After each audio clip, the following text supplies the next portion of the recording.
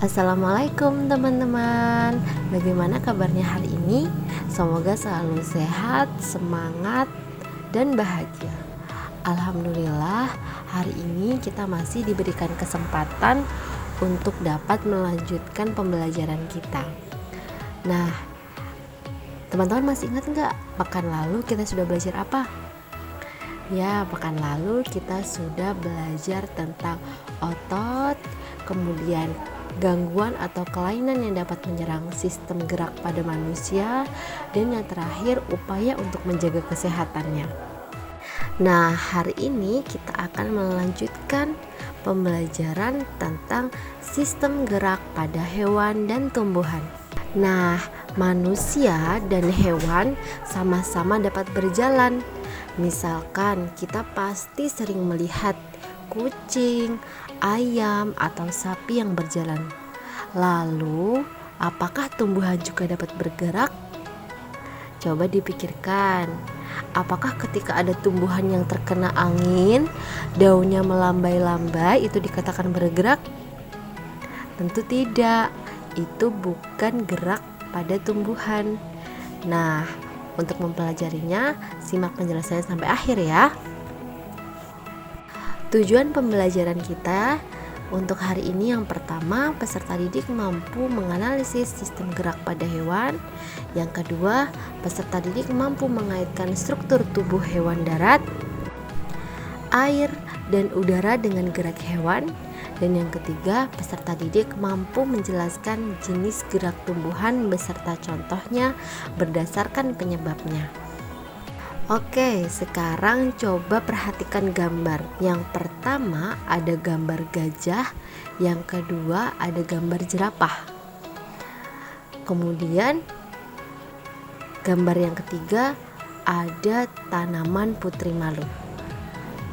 Sekarang kita perhatikan dulu gambar hewannya. Gajah dan jerapah sama-sama hewan yang berjalan di darat. Tapi apakah kecepatan bergeraknya sama?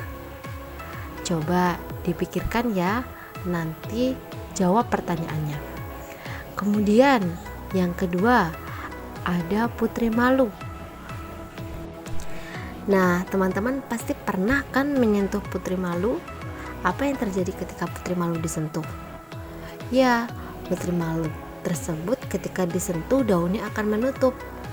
Peristiwa apa ya yang terjadi ketika putri malu itu disentuh menutup? Gerak apa coba namanya? Nah, ini juga dipikirkan ya, nanti jawab di akhir. Sekarang kita bahas yang pertama, sistem gerak pada hewan. Nah, hewan bergerak dengan berbagai macam cara. Misalnya ada hewan yang berjalan, berlari, terbang, berenang, merayap, dan lain sebagainya. Coba perhatikan gerak hewan darat dan gerak hewan yang hidup di air. Pasti berbeda bukan? Nah, hewan darat bergerak menggunakan otot dan rangkanya, terutama kaki. Ikan bergerak menggunakan sirip, dan burung terbang dengan menggunakan sayap. Gerak hewan yang kita pelajari ada 3. Yang pertama, gerak hewan di air, gerak hewan di udara, dan yang terakhir gerak hewan di darat. Yang pertama yaitu gerak hewan dalam air. Ikan adalah salah satu hewan yang hidup dalam air. Nah, air ini memiliki massa jenis yang lebih besar dibandingkan dengan massa jenis ikan. Inilah yang menyebabkan ikan itu dapat melayang di dalam air, dan dengan energi yang sedikit ikan bisa bergerak. Salah satu bentuk tubuh yang paling banyak dimiliki oleh hewan air adalah bentuk aerodinamis atau streamline. Nah, bentuk ini memungkinkan tubuh ikan untuk meliuk dari sisi ke sisi dan mengurangi hambatan ketika bergerak di dalam air. Yang kedua yaitu gerak hewan di udara. Jika kita pikirkan, pasti tidak mungkin ya benda dapat melayang di udara. Karena apa? Karena adanya pengaruh gravitasi bumi. Lalu bagaimana burung dapat terbang di angkasa?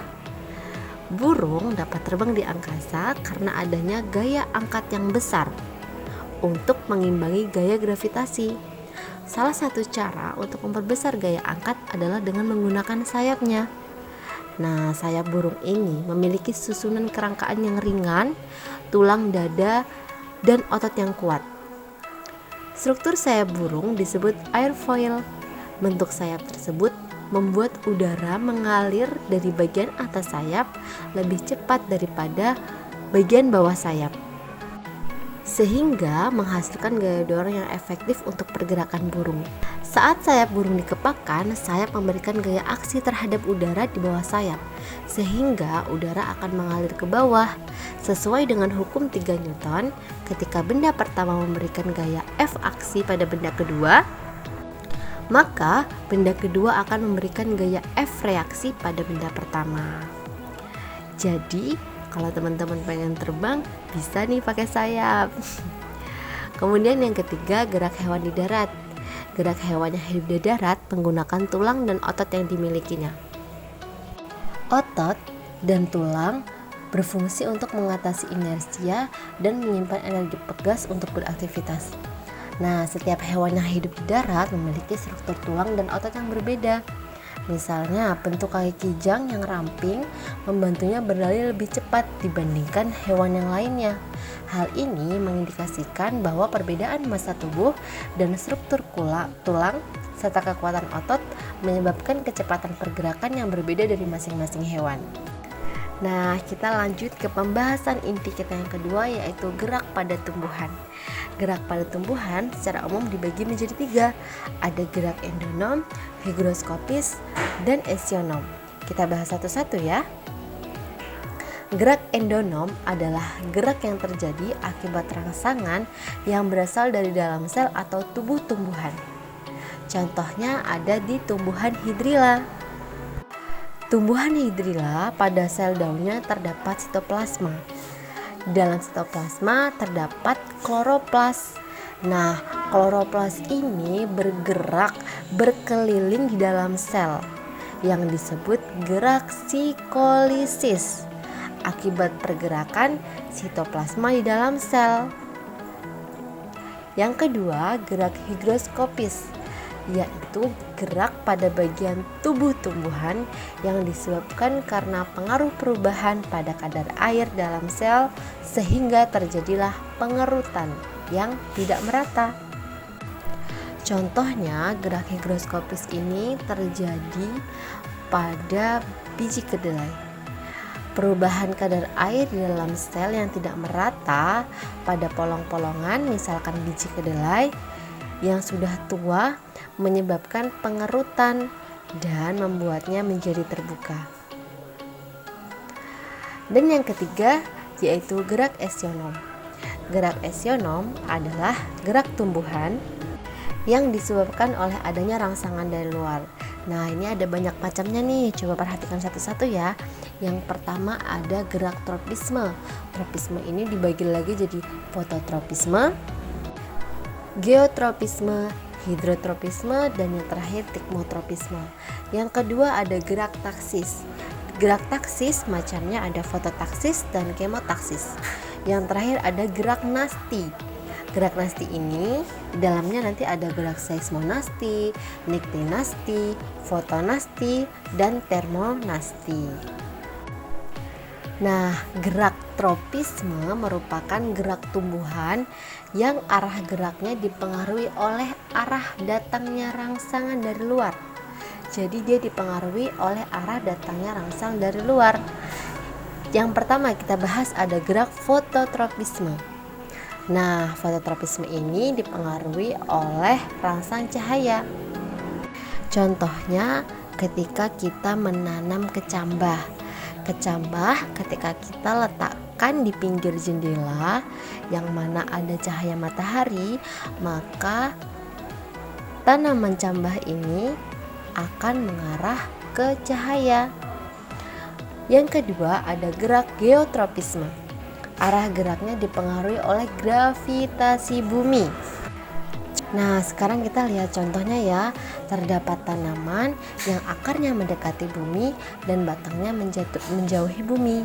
Nah, yang mendekati bumi ini disebut geotropisme positif dan yang menjauhinya itu geotropisme negatif.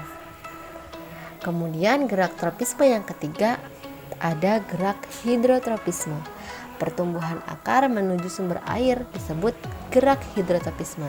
Jadi pada gambar ini terlihat ya, ketika tanah kita siram dengan air, maka akar-akar ini akan menuju ke bawah, dia menuju sumber air.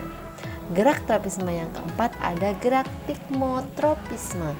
Gerak melilitnya seluruh tumbuhan pada tempat rambatnya.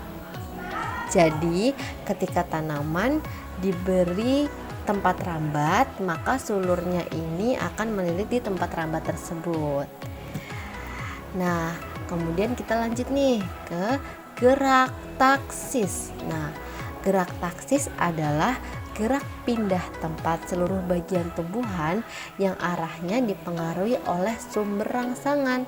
Biasanya dilakukan oleh organisme bersel satu. Nah, ini ada gerak fototaksis dan gerak kemotaksis. Contohnya gerak fototaksis ini ada pada Euglena viridis yang mana membutuhkan cahaya. Oleh karena itu, Euglena viridis ini bergerak mendekati sumber cahaya. Kemudian gerak kemotaksis dipengaruhi oleh rangsangan berupa zat kimia. Contohnya gerakan spermatozoa tumbuhan lumut dan paku. Spermatozoid bergerak menuju sel kelamin jantan karena ditarik oleh zat gula. Yang terakhir ada gerak nasti, yaitu gerak tumbuhan yang arah geraknya tidak bergantung pada arah datangnya rangsangan. Tidak bergantung ya. Yang pertama ada gerak seismonasti, gerak yang dipengaruhi oleh getaran atau sentuhan. Nah, ini dia yang di awal tadi, contohnya pada putri malu. Ketika kita menyentuh daun putri malu, maka dia akan menutup atau menguncup. Yang kedua ada gerak niktinasti, gerak yang dipengaruhi oleh faktor waktu biologis seperti waktu malam hari dan siang hari. Nah, teman-teman pernah nggak melihat daun lamtoro? Jadi daun tumbuhan lamtoro ini akan menutup di waktu malam dan akan membuka pada saat siang hari. Kemudian gerak yang ketiga yaitu fotonasti, gerak yang dipengaruhi oleh rangsangan berupa cahaya. Foto, ingat ya, foto itu cahaya. Contohnya pada bunga pukul 4. Jadi bunga pukul 4 ini akan mekar ketika sore hari karena pengaruh cahaya pada sore hari. Dan yang terakhir ada gerak termonasti, gerak tumbuhan yang dipengaruhi oleh rangsangan berupa suhu. Nah, contohnya ini ada bunga tulip. Banyak bunga tulip itu tumbuhnya di Belanda. Jadi bunga tulip ini hanya akan mekar ketika musim semi, di saat suhunya itu hangat. Dia tidak akan bisa mekar ketika suhunya dingin atau pada saat musim dingin. Nah, itu tadi pembelajaran kita pada hari ini. Jadi dapat kita simpulkan tadi kita sudah belajar tentang gerak tumbuhan dan gerak hewan. Nah, tadi di awal kakak sudah ada pertanyaan ya tentang mengapa gajah itu geraknya lebih lambat daripada jerapah.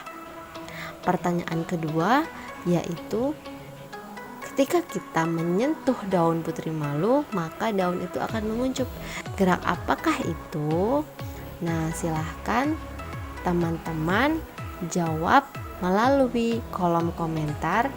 Jangan lupa isi presensi, kemudian jawab pertanyaan yang sudah kakak berikan.